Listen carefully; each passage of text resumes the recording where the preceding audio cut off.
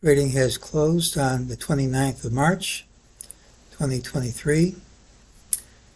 We're going to do our disclaimer, have a special announcement, then we'll go over our calls and make some predictions. This is my trading plan for Thursday, the 30th of March, 2023. Remember, I can be wrong. Trade at your own risk. Special announcement. I'm pleased to announce that David is going to give free access to his trading room tomorrow and Friday. No credit card, no registration. I'll post a link. This is your chance to watch a professional trader in action for nothing. So don't miss out on this one. Okay, back to me. Look for the pattern with the early high, which is this. Tends to be a rally day with a high and a fine lower. And we got that. Tomorrow should also have the early high. This is what we said. It should be in black. I don't know why it changed. That's what we said. Well, during the day, MEJT didn't say all that much, gave an ultimate sell signal, identified this move as false, said this move is false.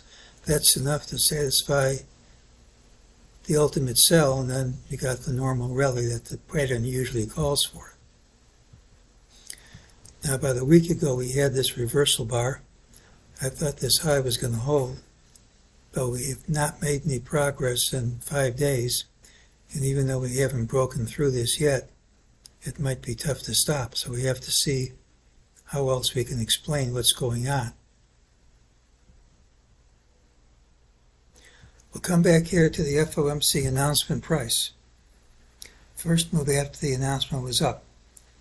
Typically, this will telegraph the next major move the market's going to make. Well, there's usually a three-leg whipsaw, which we got here, and we sure didn't go up.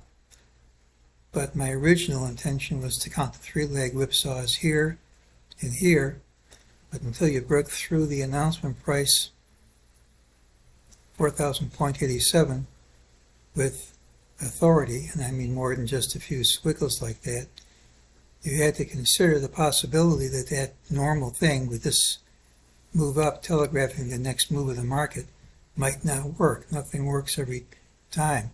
But that all changed today. We gapped up over that price, retested it, and kept on moving higher.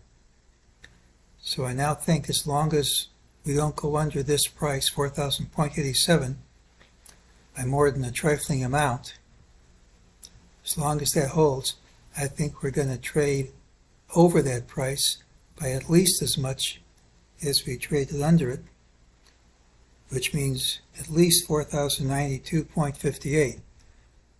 I'll grant you sometimes you fall a few points shy, but that's still quite a lot higher than we are now, regardless of what happens tomorrow. Now, it is possible to go down tomorrow.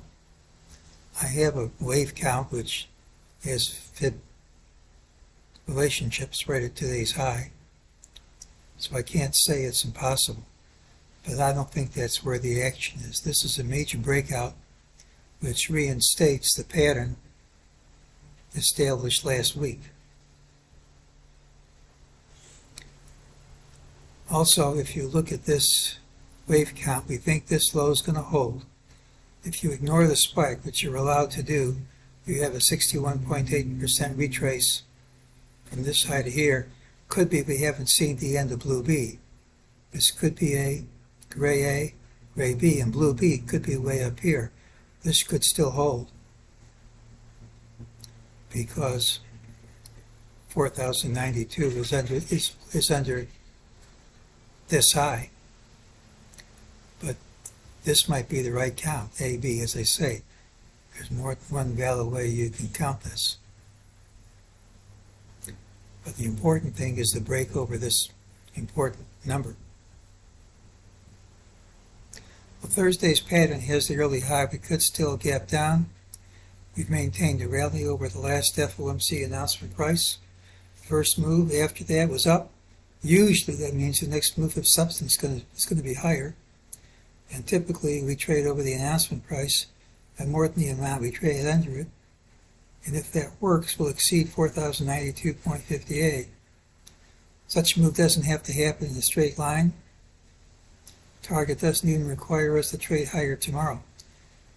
But so long as we don't go significantly under that cash price, I think it's reasonable to look for a move close to 4,100, at least.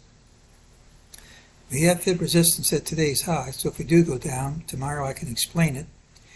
We're also at the upper Bollinger Band of the NASDAQ McClellan Oscillator, and that tends to happen near a top. With that being said, so long as 4,000.87 is not broken with authority, I'm in the buy the dips mode. I am in a buy the dips mode. Now today's action needs to print at least 1 cent over the close for confirmation, so if we gap down and hold it, that just kills the idea. We won't know that till tomorrow. But that doesn't happen, and if this holds, I think we're going higher over the next few days. Don't forget to tune in on Rod and David, and I'll post the link below, and that's today's call.